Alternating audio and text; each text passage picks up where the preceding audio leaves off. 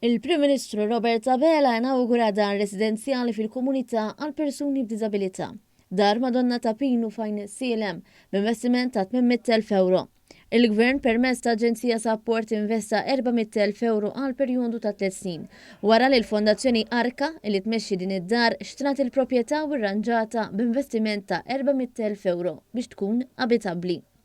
L-investiment tal-Gvern se jkun qed jgħin il-Fondazzjoni Arka biex tamministra d-dar u tagħti servizz lil persuni b'diżabilità li se jkunu qed jgħixu f'din id-dar. Fil-fatt se tkun qed tilqa' fiha 5 residenti adulti Awċin li huma semi-indipendenti. Fi żjara f'dar Madonna ta' Pinu, l-Prim Ministru Robert Abela tenna l-importanza ta' proġetti bħal dawn biex persuni b'diżabilità jibqgħu jgħixu fil-komunità. Dr. Abela qal li l-ħajja u s-sem attiv fil-komunità huma triq il-qudiem biex niżguraw inklużjoni vera. U għalhekk li proġetti bħal dawn ser jibqgħu jsibu l-investiment tal-Gvern.